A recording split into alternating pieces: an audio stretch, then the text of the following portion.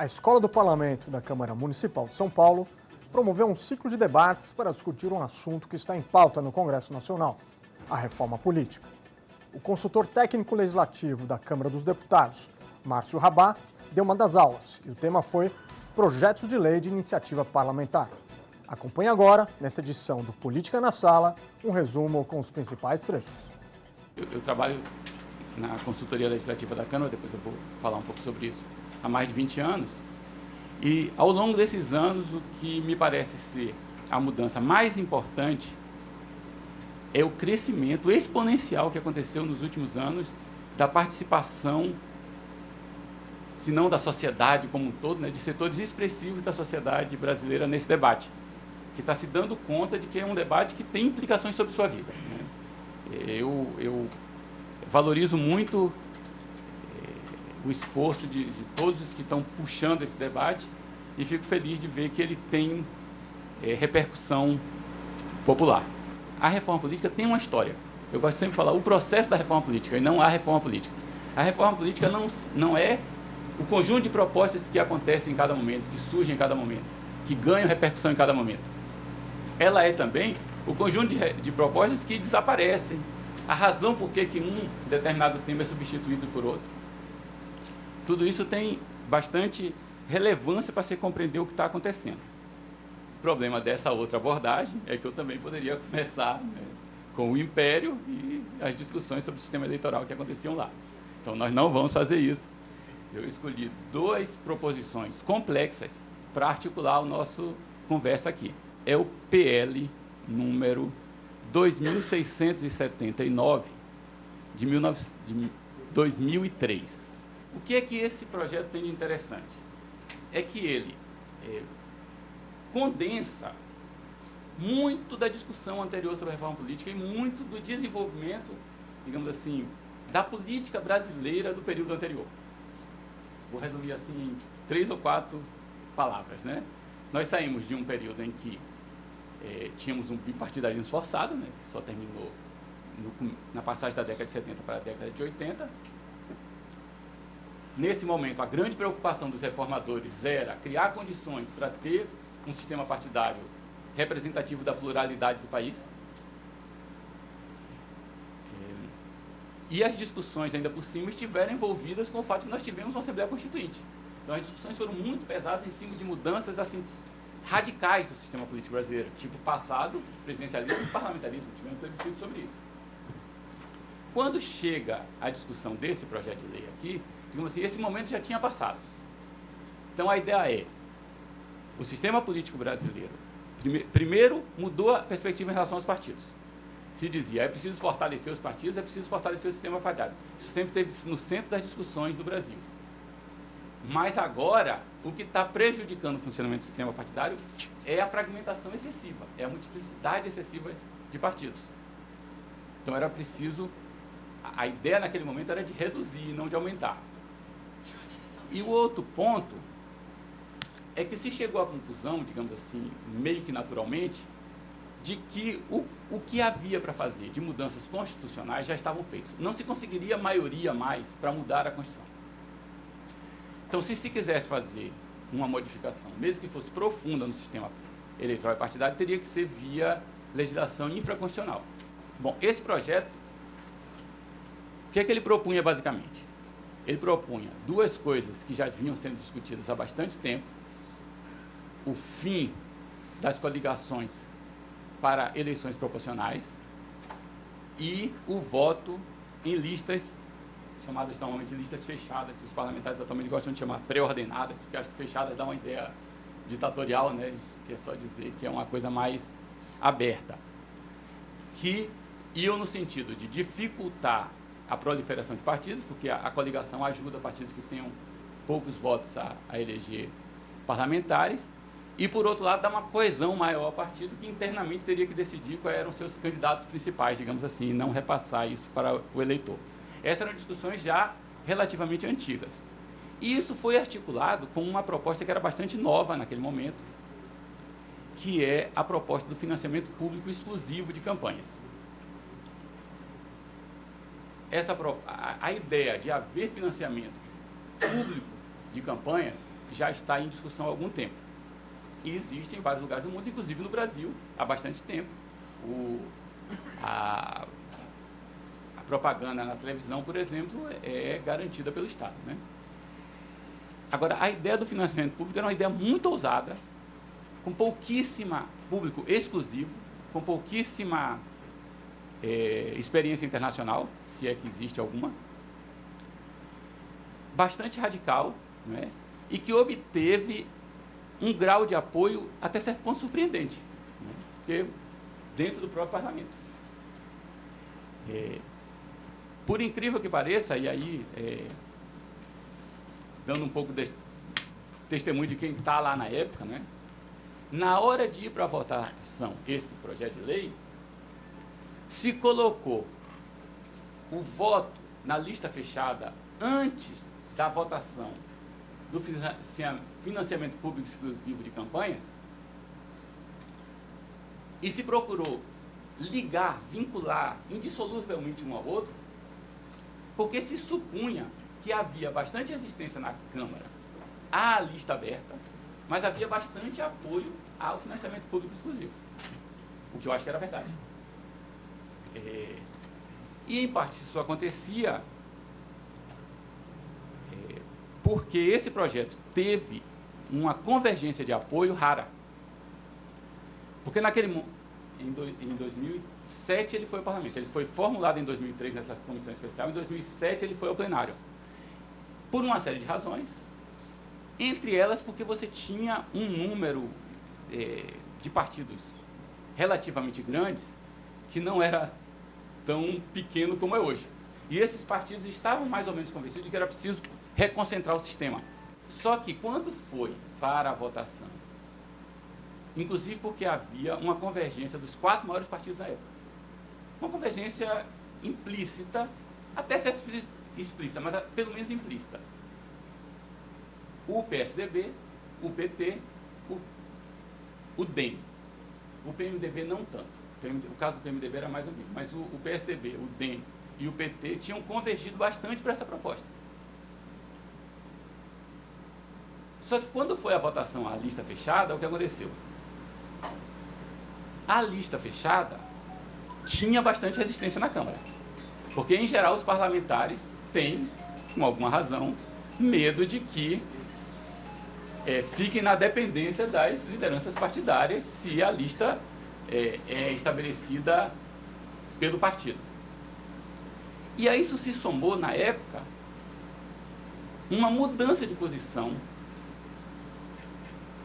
relativa, digamos assim, não foi tão explícita, mas se notava, do PSDB sobre a questão.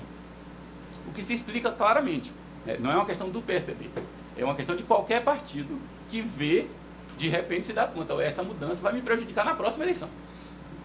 Naquele momento, os 2 maiores partidos tinham sido nas eleições de 2002 e de 2006, o PT e o PMDB, e como o recurso para a campanha é distribuído de acordo com o resultado da eleição anterior, de repente houve uma consciência disso. Olha, se nós aprovarmos isso, nós vamos ter um grande prejuízo eleitoral na próxima eleição, porque iremos para as eleições com menos dinheiro do que os nossos concorrentes. Isso tirou uma parte do PSDB desse apoio, o voto em lista fechada não passou, e ao não passar, ficou relativamente claro que tinha caído o projeto todo. Então, na verdade, a única parte que foi formalmente votada foi essa, mas o projeto todo caiu. E depois disso, a reforma, do ponto de vista interno da Câmara, ela perdeu um pouco de força, porque você vinha com aqueles poucos partidos relativamente grandes, caminhando numa direção e se perdeu, né? E essa coesão se perdeu. A reforma política, de certa forma, nunca mais voltou a ganhar a mesma força na Câmara. Aí é uma avaliação pessoal, né? Embora, na legislatura passada, se montou uma nova comissão especial que teve a vantagem de recolocar os problemas fundamentais, né, que seguem sendo, na minha opinião, o da estrutura partidária e o do financiamento de campanhas. Esses são os 2 grandes temas, né? 2 grandes temas. Se nós deixarmos de fora temporariamente um tema que eu acho tenderá a crescer cada vez mais, pode vir a se tornar o mais importante, e espero que passe, que é como é que a população vai participar mais ativamente, diretamente na política. Mas do ponto de vista representativo, esses dois pontos seguem sendo muito centrais. E essa comissão, mostrando essa mudança no cenário, né, não chegou a um projeto de lei que fosse aprovado dentro da própria comissão. Essa é a comissão que formalmente até ainda existe, né? O relator era o deputado Henrique Fontana, se não me engano, formalmente ela até existe. E aí houve uma série de problemas técnicos, políticos, e num determinado momento ficou claro que não haveria coesão dentro dessa comissão. O próprio relator, que fez um esforço grande durante um certo período para flexibilizar suas próprias visões para poder conseguir um consenso, chegou um momento que eles, isso também tudo são informações sobre como funciona o processo político dentro desses temas, né? Se um relator acha, eu vou chegar a um consenso, ele tende a ceder pontos que ele não concorda muito. Se ele acha, eu não vou chegar a um consenso, ele tende a ir mais para o que ele mesmo quer defender, porque ele quer responder ao eleitorado dele, pessoalmente, né? Isso é um processo que aconteceu. Bom, e aí vieram as manifestações de junho, né? E as manifestações de junho, em parte, foram entendidas, pelo menos no Congresso, como uma demanda de reforma política. Alguns setores sociais diziam havia ali uma demanda de reforma política, e alguns setores dentro do Congresso diziam assim, há aqui uma demanda de reforma política. O que essas pessoas estão dizendo é que o sistema representativo que está aí não está funcionando. E aí foi montado como aquela comissão não funcionou, e como havia interesses políticos, que aí é outra discussão, né, em que ela eventualmente não funcionasse, foi procurada uma outra solução técnica e política que pudesse funcionar. E se montou esse grupo de trabalho, que desde o começo resolveu fazer uma proposta de emenda constitucional. Esse grupo de trabalho foi liderado pelo então deputado Cândido Vacarezza. Foi um trabalho interessante do ponto de vista da assessoria técnica, porque ele foi muito rico em termos de debate. Debates muito interessantes.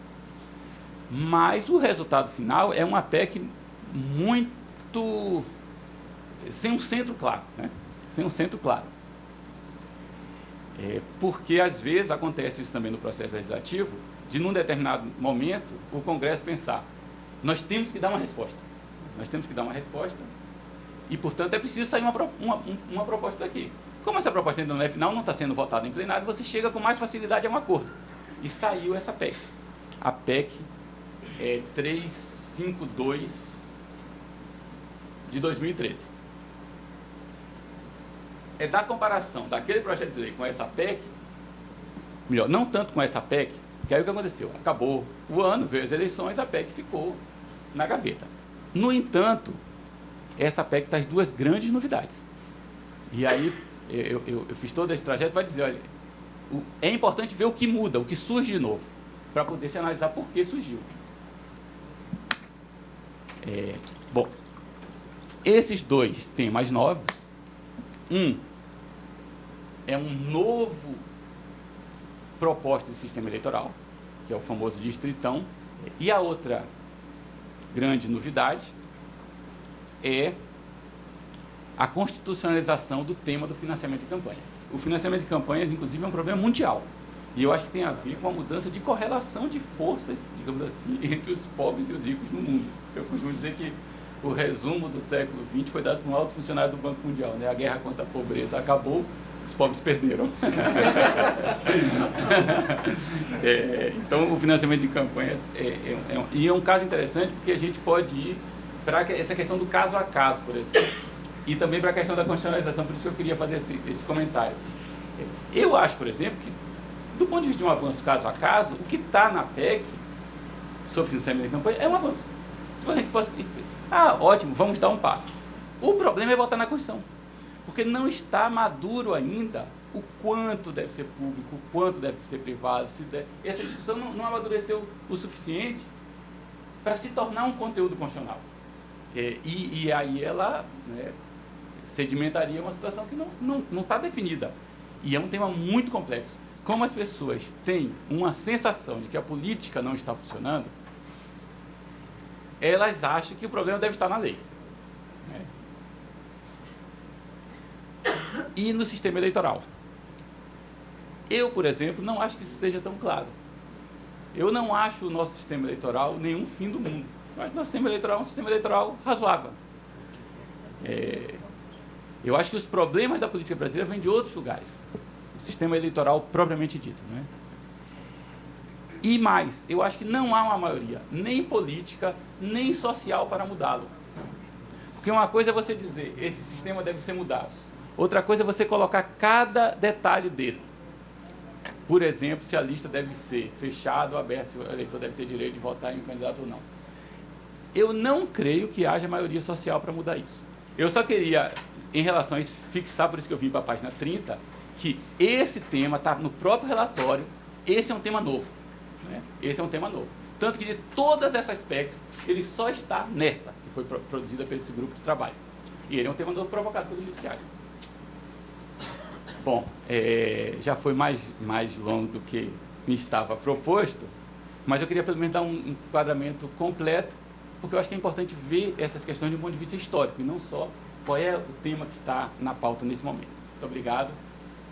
Termina aqui o Política na Sala, programa especial da Câmara Municipal e da Escola do Parlamento sobre reforma política, que trouxe os principais trechos das palestras promovidas no ciclo de debates. Obrigado pela companhia. TV Câmara São Paulo, informação para a cidadania.